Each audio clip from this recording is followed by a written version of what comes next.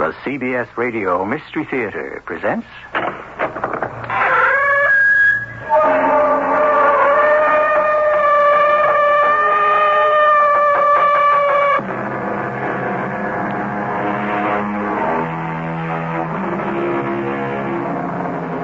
Come in.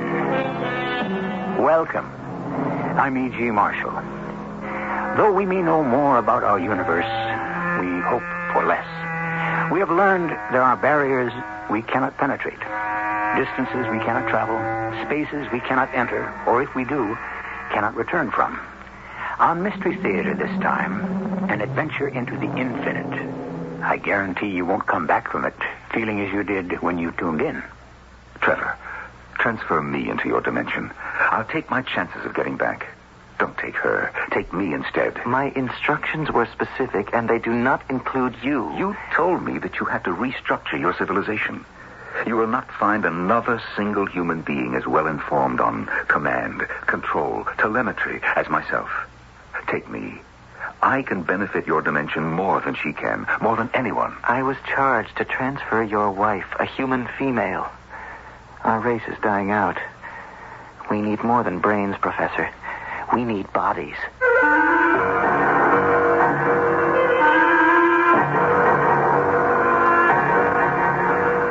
Our drama, The Intruder, inspired by a Jules Verne story, was written especially for the Mystery Theater by James Agate Jr.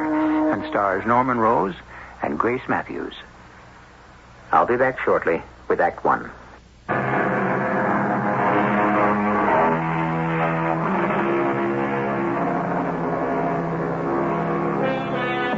Lest any of you think we're about to penetrate a brainstorm of scientists, add a dollop of science fiction and science fact, explore the land of equations run by cosmologists, you're right. We are. First, though, let's go a little east of Denver on a spring day where a sweet-faced woman is tending her garden. If you were to ask her some scientific question, she might say she didn't know which end of a telescope to look into. Don't be fooled by that. She knows. Mrs. Melville? Excuse me, could you tell me where I would find the house of Mrs. Philip Melville? I'm Mrs. Melville. Oh, well, I'm Jack Slater of the Cornwall News. Oh, yes. I'm a reporter and a feature writer with the news. Now, I wonder if I could ask you a few questions. Are you sure you want to speak to me and not my husband? He's the one who's up for the Nobel Prize. Well, the first thing my editor told me to ask you was, would Philip Melville be up for that prize if it were not for you, Mrs. Melville? Oh, what a nonsensical question. And you can tell your editor I said so. When my husband started as a space systems engineer, there was no such thing as materials technology. The entire concept, from remote sensing to welding and bonding techniques, grew up with him. You certainly seem to know about space. Oh, not really. You pick up a little here and a little there.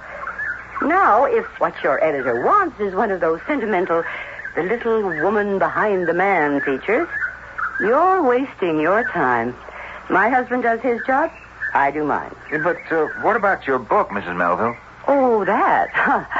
You want to talk about that? You have written one of the most lucid and admired books of essays in the country. Another story about you isn't going to hurt sales now, is it? Oh, it's very nice of you to wish to interview me, but honestly, if I don't sell one more book, I'll still be quite pleased. Mother! Oh, that's Robbie, my son. You must excuse me. Oh, you do understand, don't you? It's his first day home from college. Yes, sure, of course. One more question. Oh, now ask it quickly. Mrs. Melville, you had a normal college education. You married Philip Melville, a young scientist. It's now 20 years later, and yet your book speaks with a voice that is as authoritative and comforting as any of the great religious and philosophical leaders. Now, can you explain that? Certainly. Perhaps in 20 years, some of my husband's genius rubbed off on me. Mother, how about some bread? Oh, coming, Robbie.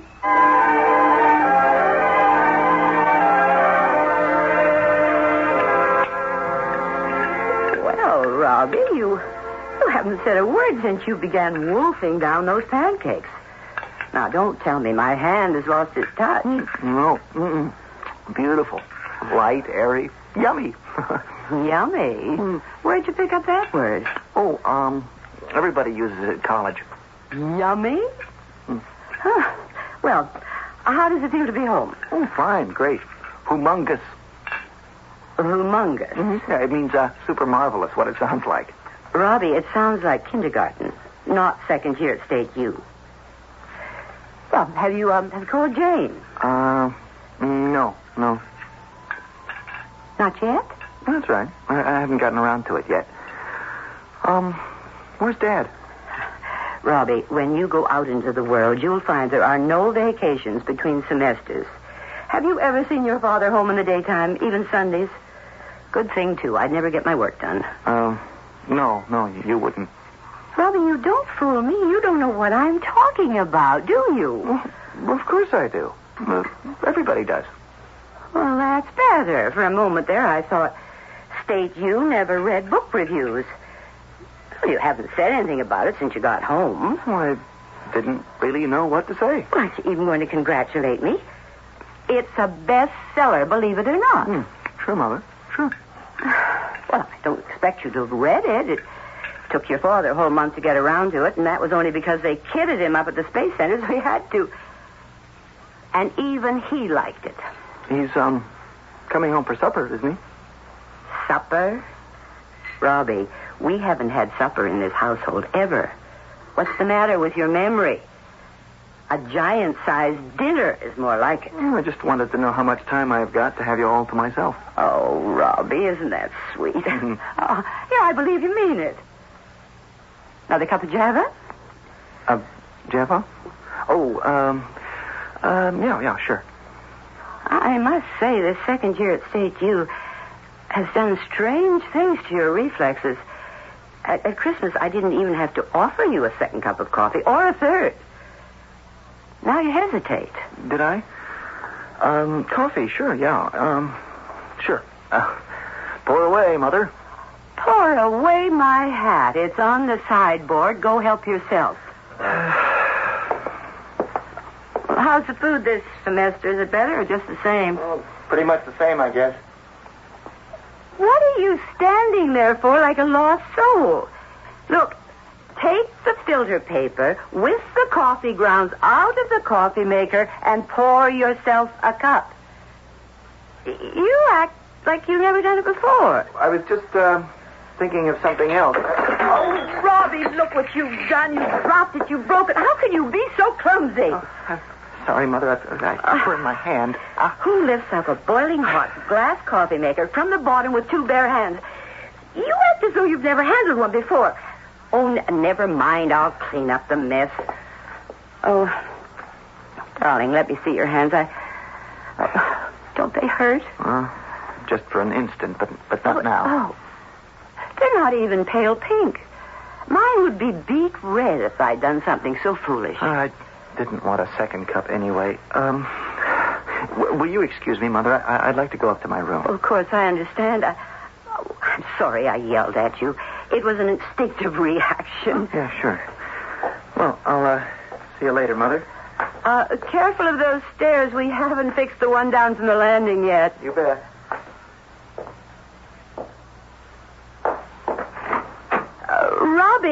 Robbie, where are you going? Are you in love? In love? Well, you're like the proverbial absent-minded professor.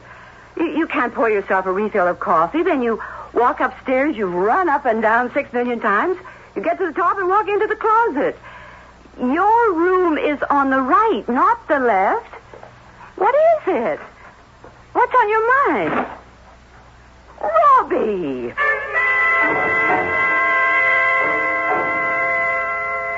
Philip, have you noticed how strangely Robbie's been behaving? No, not really. But then I only saw him late last night when he came home, and he was still in bed when I left the house this morning. He wasn't in bed. What? Well, I'll get to that in a minute. Well, I did think the boy was a little quieter than usual. I asked him if he was going to see Jane. He acted as if he didn't even know her. I mean, he didn't say that, but he was just so offhand about the whole thing. Well, maybe they had a disagreement. She didn't stop by today, and he didn't call her. You know, Dorothy, when we were that age, our folks had just as hard a time figuring us out. He burns himself on the coffee pot. He forgets which is the door to his room, and walks into the upstairs closet. Maybe it's the effect of higher education. He's got a little box no bigger than a pocket calculator with a glass eye on it. What? He says it's a radio. I went up to make his bed. It hadn't been slept in all night. Dorothy, this glass eye on his pocket radio, how big was it? The glass eye? About an inch. It looks almost real. Why? Well, nothing. I just thought I'd like to see it. Where's Robbie now? We went for a walk about 10 minutes before you came home. I thought I'd get home early to celebrate. Well, it's nice to see the table set for 3. I told him to get some air. He's far too pale. Like a ghost. He's not going to get any sun at 6 o'clock. What time is dinner? Usual time. 6:45, 7. Good. I think I'll go down by the old waterfall. That used to be one of Robbie's favorite spots. Don't you two be late now.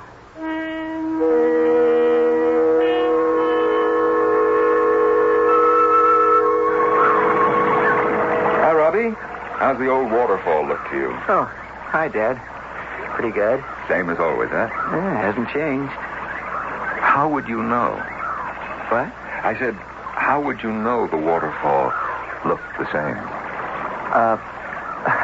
I don't understand you, Dad. Do you mind showing me what you just put into your pocket? Have you been watching me? That's right. I was behind that tree. I saw you pressing what appeared to be a miniature communicator against your chest. Now, I'd like to see it. When you were my age, weren't there some things you didn't want your father to know? What is it you want from me, Dad? Well, shall we try for the truth? Well, why would I lie to you? I'll show you something. I turned my lapel inside out. Now, you see this disc? Oh, yes. What color is it? Red. All of us at the center wear these discs. Their normal color is light blue. This one has just turned red because it is sensitive to light waves. Now, I suggest that the small box you are carrying, which you do not wish me to see, is a transponder, and that you are in communication with something or somebody at a distance. It may be a satellite, who knows? I wouldn't even hazard a guess. Believe me, I'm just standing here enjoying the old waterfall. Honest, Dad. I am not your father. What do you mean? I am not your father, and you, young man, are not my son. Now, you may look like my son, Robert, talk like him, but you are not him. Now, I do not wish my wife to be in any way alarmed or suspect anything is wrong. She thinks that you are her son, and if she thought otherwise, there is no telling how she would react. You will come home with me now, and we will all have dinner, and tonight, when Dorothy has gone to bed and is asleep, you and I will discuss a few matters. Such as? Such as what you have done with my real son, Robert. Is that a simple request, Professor Melville, or an order? Perhaps this will persuade you. Mr. Melville, put that revolver back in your pocket. You can't kill me. A bullet has no effect on this body whatsoever. You cannot threaten me with death. I do not die. I'll return with you to your house, and as you say, later tonight, we shall have a little talk. 250 years ago, one man laid the foundations for all physical science. The gravitational force, holding the moon in orbit, optics, white light, all came of age under Sir Isaac Newton. In his 20s, he said, I was in the prime of my age for invention. I suspect that age has returned today, and what we have imagined was fiction may indeed be fact. I shall return shortly with Act 2.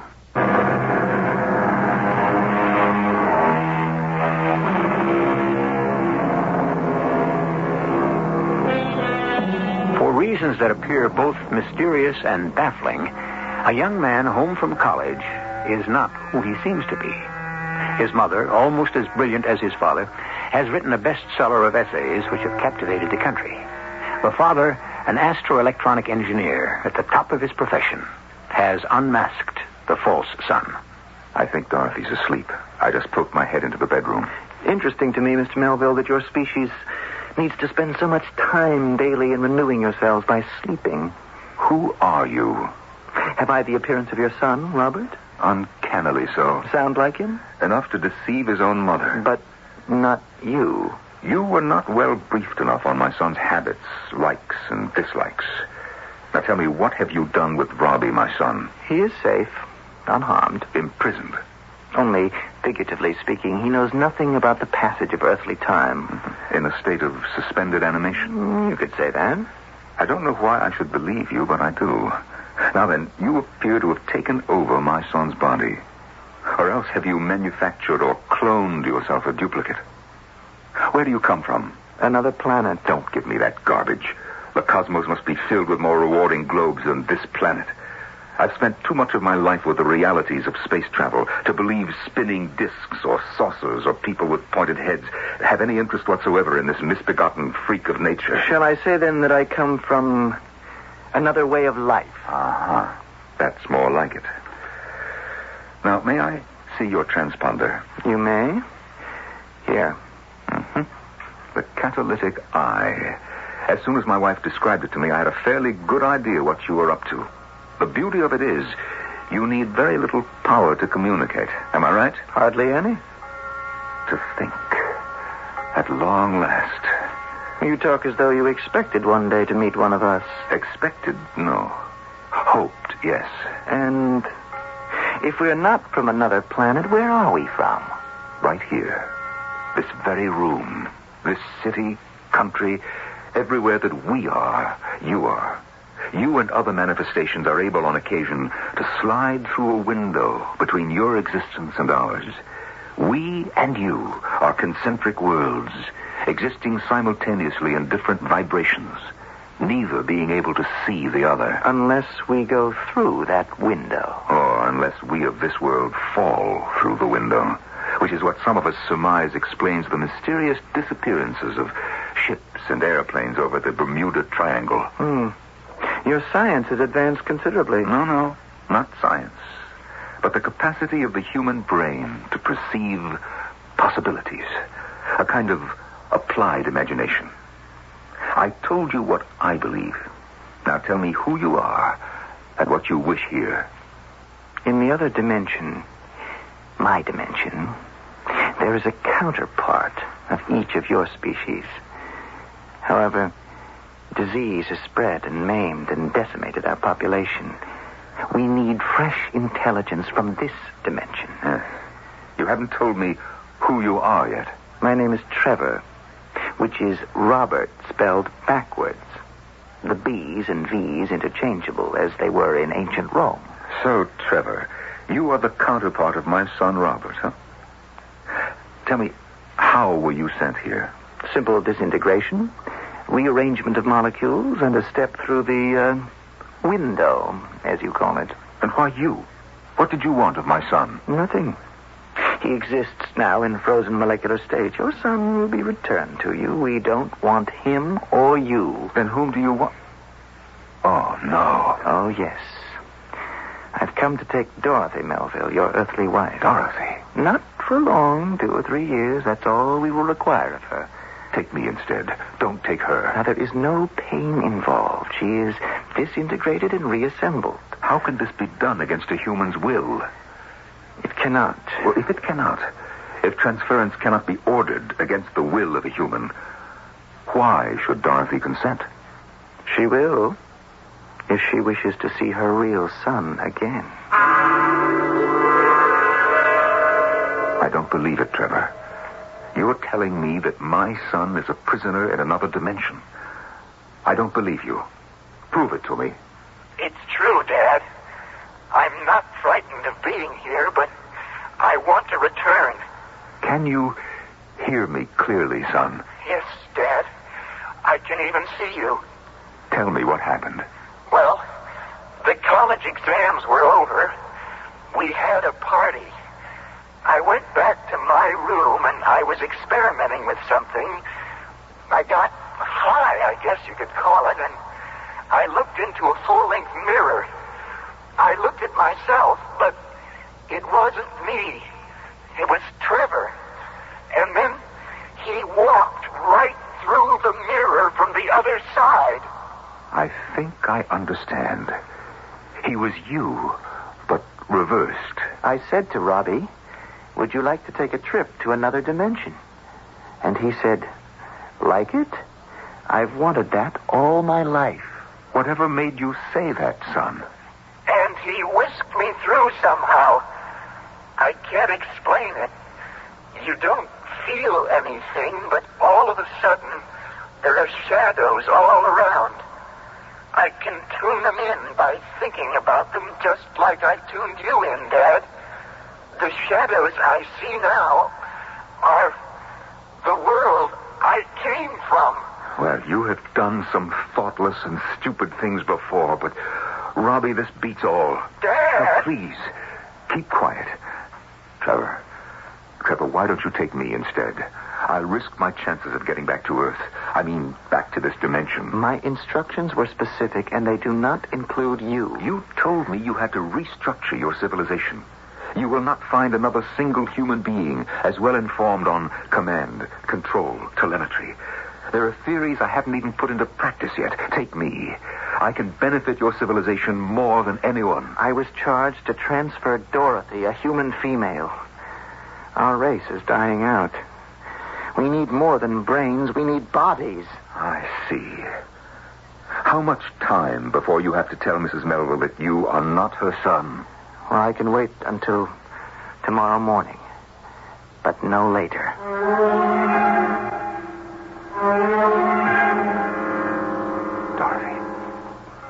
Dorothy. What time is it? What's the matter? Please, not so loud. It's 5 a.m. Huh? Keep your voice down.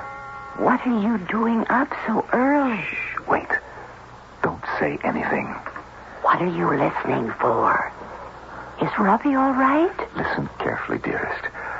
I'm going to tell you everything I know, and believe me, no matter how off course it sounds, scientifically, it could be true. Something about Robbie, isn't it? Not the Robbie upstairs, but our real son. That's not our real son? Robbie, who came home from college yesterday? No, I'm afraid it's not. That's incomprehensible. No, it isn't. If you'll just let me explain. I had a feeling. I said to you, didn't I? He's doing peculiar things. But I never dreamed it was another person masquerading as Robbie. That's what you mean, isn't it? But our Robbie, where is he? Is he all right? I hope so. I think so. I spoke to him late last night.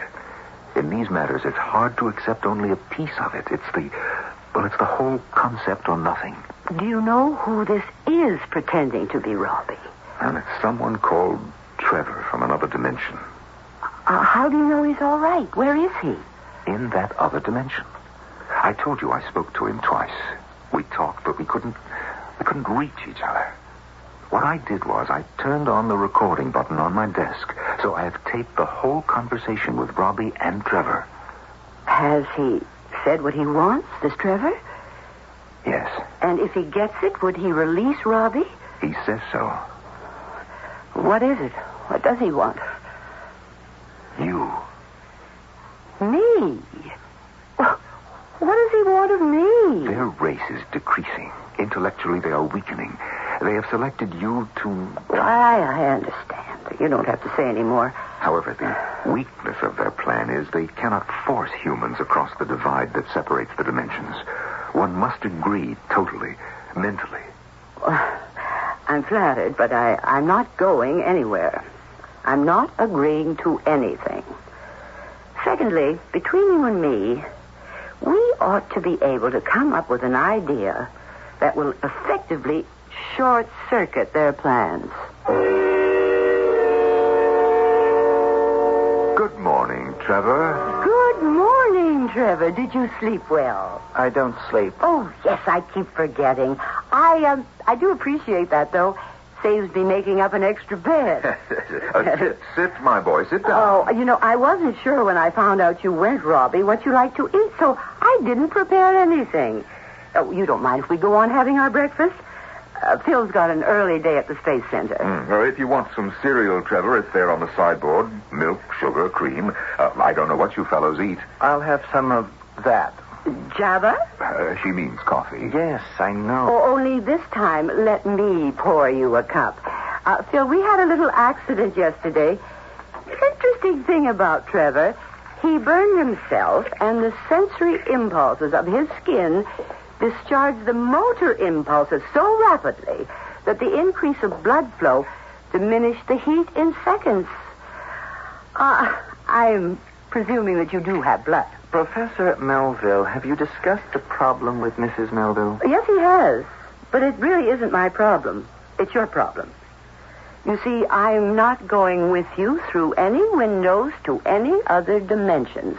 I'm staying right here. You don't wish your son to grow up with the advantages of Earth? Of course I do, and of course he will. He's probably off with some friends somewhere right now. Perhaps I can convince you, Mrs. Melville. Trevor, my wife and I talked last night, and we decided that a joke is a joke. Now, you're a nice boy, so we didn't want to call the police. Besides, you appear to be interested in astroelectronics, my field. Dad, Mother, it's true what he says. It really is. So if you would like, Trevor, I'll take you down this morning and show you around the Space Center. Mother, can you hear me? Mother, it's me, Robbie. Philip, that's so sweet of you. I'm sure Trevor will be thrilled. He looks so much like Robbie, I won't have any trouble getting him in. Dad, for Pete's sake, will you listen to me? After all, if World Space Center would permit a security breach for my real son, Robbie... Mother, Dad, somebody please listen to me. Then what difference does it make if I take Trevor around? Right, Trevor? Now, would you like that? Don't you hear your son calling to you? No. Where is he? Did you hear him come back? He's right here. He's in the same room with you. Oh, come now, Trevor. That isn't very nice. Here we are treating you as our own son, and you're making jokes at our expense. You hear nothing? I tell you, your son is right here in this room, this very moment. Philip, I must go. The publisher wants to talk to me about my next book, and I've hours of housework to do before he takes me to lunch. Oh, Trevor, are you staying with us another day? Of course he is. As soon as you've had your coffee, my boy, we'll drive down to the lab.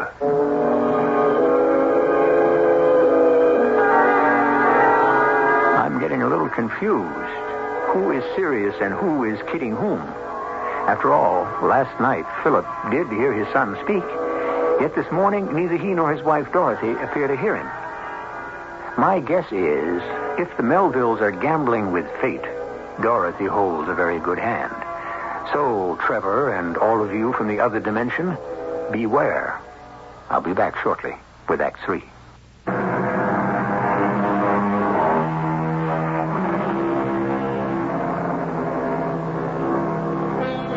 Probably the single most important reason why man has survived flood, famine, plagues, and war is his ability to adapt and outwit nature.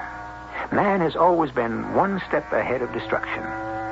Now, a duplicate creature from another dimension, masquerading as a human, arrives to threaten a space scientist and his equally brilliant wife.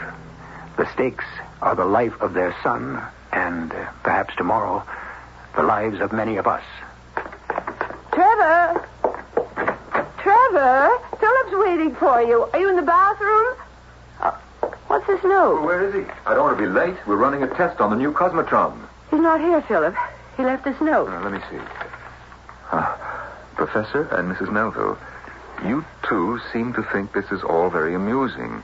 I shall have one final talk with the professor, and if unsatisfactory, the mortal extinction of your son is on your head. Does he mean that? He didn't like us pretending not hearing Robbie. Well, what can Trevor do? That's one of two questions I cannot answer. The other is, where is Trevor? Oh, you take it, Dorothy. I've got to get down to the center. Wait a minute. What am I going to do here alone? Suppose Trevor comes back. Am I safe here? Now, Philip, don't go yet. Hello? Dorothy, is that you? Yes, who's this? It's Bill Lawrence. Is Phil still there? Yes, he's just leaving. Who is that? Oh, let me speak to him, would you please? Bill Lawrence. Yeah. Hello, Bill. Yes, I'm just going out of the door. Yeah, Phil, your son Robert is here. He came to the gate and asked to be let in. Guard didn't know him, and I put him on the video screen. I recognized Robert and let him through, directing him to the changing room, and now we can't find him. Bill, how did he look to you? Was he extremely pale? Yeah, white as a ghost. He looks ill. Bill, find him. He's got to be somewhere. I'll be there as soon as I can.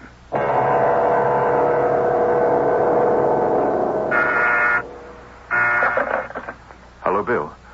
is Philip. I just got to my office from the changing room. Any leads on Robbie? No, wait a minute. Hold it. He's just come in the door. I'll call you back. Well, Trevor, you gave us quite a scare. Is this the best they can do? These hospital clothes? We all get out of our street clothes, put on sandals, trousers, and jackets of this special cloth to protect us from the particles flying around. Is there some significance to the red heart here on my pocket? You seem to have been issued an outfit that belonged to a man who used to work here, Harry Hart, H-A-R-T. Now, where have you been? Having a good look around. Why couldn't you wait for me? There wouldn't have been all this fuss. I was afraid to trust you, so I came on ahead. Yes. You people know anything about these systems? Propulsion to digital design, to analog circuit design? Very advanced, but also quite susceptible to dematerialization and destruction. I want to know how you managed to have a good look around when we're locked and guarded with video viewers, monitored by dozens of guards. Did you dematerialize yourself? Professor Melville, your tendency to mock has overcome your good sense. And neither does your wife realize the seriousness of the situation. She acts as though her son were going to return home any moment, and I am merely playing pranks. How could she think otherwise? Have those in your dimension been able to get anyone from ours to join you? I bet not. Well, actually, this is the first try. I devised this method, knowing how important a mother's son is to her. I persuaded my chiefs, and now I have got to deliver. I think you'll have a hard time convincing Mrs. Melville you hold her son prisoner. Then don't be surprised at what I do to convince you. Trevor, what in the name of heaven have you done?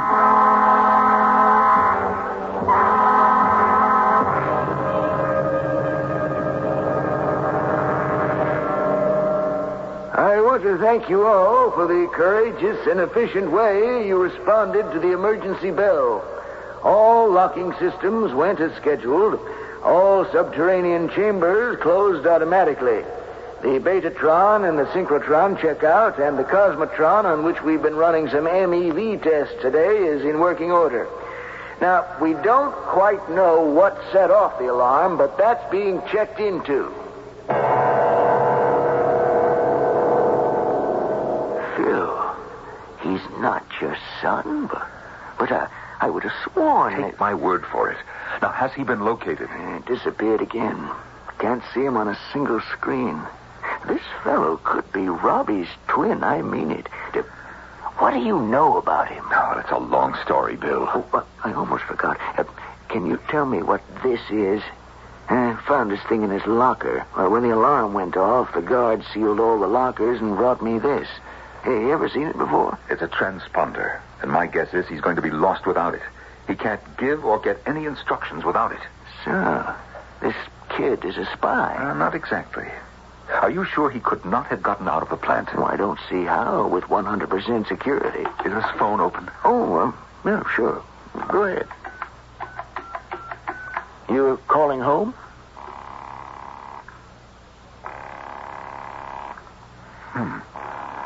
Dorothy always picks it up on the second ring. Something's wrong, Bill. I've got to go home.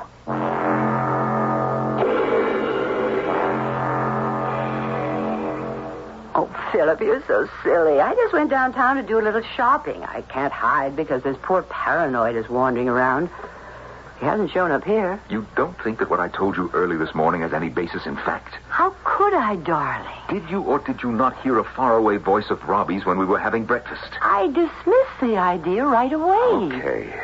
Now, look, promise me one thing. I have to get back to the center. You will not leave the house again today. I'll be home at 5.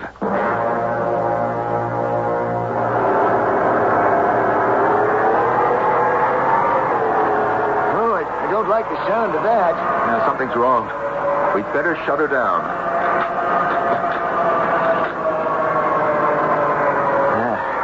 It'll be midnight before we can really take her apart. Let's hit the video. Move the cameras slowly around the D tank in the vacuum chamber and see what we can see. What's that? What's where? Look at monitor 3. I'm angling the lens toward the base of the oscillator. Judas Priest. Is that someone lying there? Zoom in. No, it's just a pile of our dust catchers, one of our safety suits. Why would somebody leave those in there? Bill, could you zoom in even closer? I recognize that jacket. Now, you see that red heart on the pocket? Didn't that belong to, what's his name, Harry Hart? Phil, you don't think I'll tell you exactly what I think. Somebody who did not know they would be bombarded with protons got in there, maybe to hide, couldn't get out. And, well, the clothes are all that's left. But it can't be. No human being could simply disintegrate, leaving only clothing behind. That's just the point, Bill. Look, I don't know how to say this to you, but I've reason to believe that young man who looked like my son Robbie was not mortal. But I saw him with my own eyes. I talked to him. Yes. Well, what does that prove?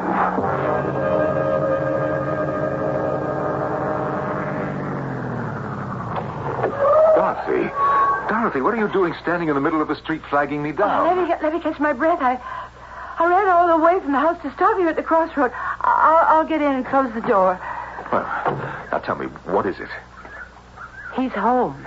Who? Trevor? Well, it can't be. Oh, you mean our real son, Robbie? He's home? That's just it. I don't know which he is. Well, I can tell you this, darling. I'm certain it was Trevor who was at the plant today.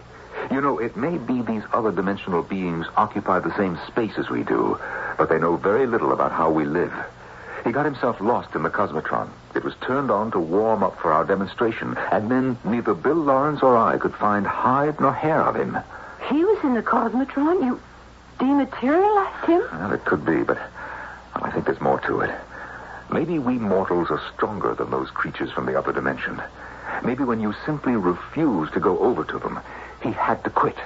And then this morning, when we pretended not even to hear Robbie's voice calling to us, maybe he realized his attempt to get you had failed. Philip, I just don't know. I'm not sure it's our real son who showed up an hour ago. I'll bet you that it is. Robbie had to be released when their plan failed.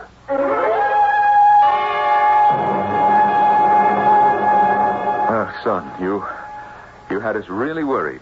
College closes down for the summer, and you said you'd be here a week ago, and no show. Oh, Dad, I was telling Mother. It's crazy, honestly. I just don't remember what I was doing.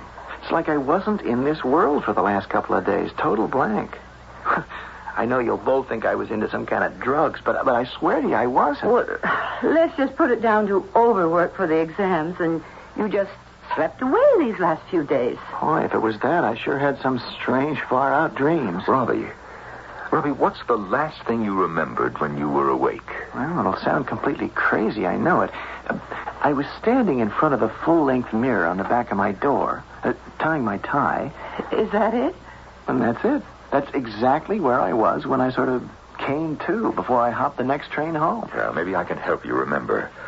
I've got something here in my desk. What is it, Philip? Oh, it's a cassette tape, Mom. Oh. You know how Dad records his scientific meetings? It's a tape I made just this morning. I'll snap it into the playback and turn it on. Perhaps I can convince you, Mrs. Melville. Trevor, you're a nice boy, so we didn't want to call the police.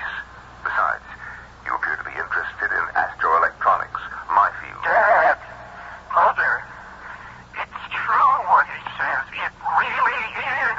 For Pete's sake, will you Stop it. listen to me? Turn it off. Please. Dad, will you please turn it off? Robbie, darling, what is it? Oh, listening to that, I suddenly got the most excruciating headache. Something about those voices. Ooh. And it's getting better. It's easing off. Wow, I thought I was going to go nuts, like a jackhammer drilling into my skull. Why don't you go up to your room and lie down? I'll call you when it's dinner time. Oh, sure. Okay, I will. Wow, that was something. Well, I'll be down for dinner. It's great to be home. It is him, isn't it? It's our son. No question. Phil, do you think it could happen again? That something from the other dimension could come through one of those windows Trevor talked about that separates our dimensions? I mean, could come back here? Yes. I think it's possible they'll try again. But I doubt if they dare come to our house. You see, you were too strong for them, Dorothy. Oh. So you don't think that our world has seen the last of these creatures? Who knows? Who really knows?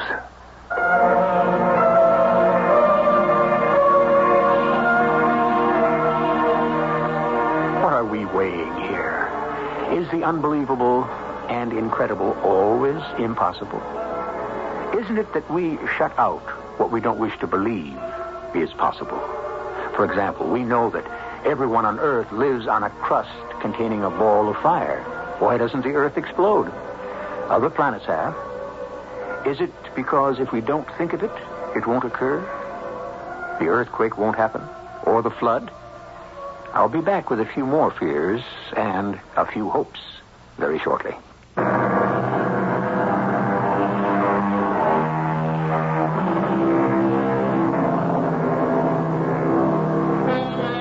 One last thought, then I'll leave you in peace. Is it not family, love of land, custom, centuries of habit that bind us together? Or are we not in this atomic age as free and independent as a single atom? And if the age-old traditional forces that have held humankind together are today weakening, how long can we hold out against unknown forces, other beings, or other dimensions? Our cast included Grace Matthews, Norman Rose, and Russell Horton. The entire production was under the direction of Hyman Brown. This is E.G. Marshall inviting you to return to our Mystery Theater for another adventure in the macabre. Until next time, pleasant dreams.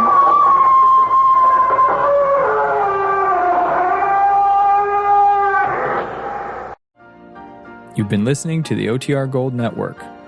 Find more classic radio at otrgold.com.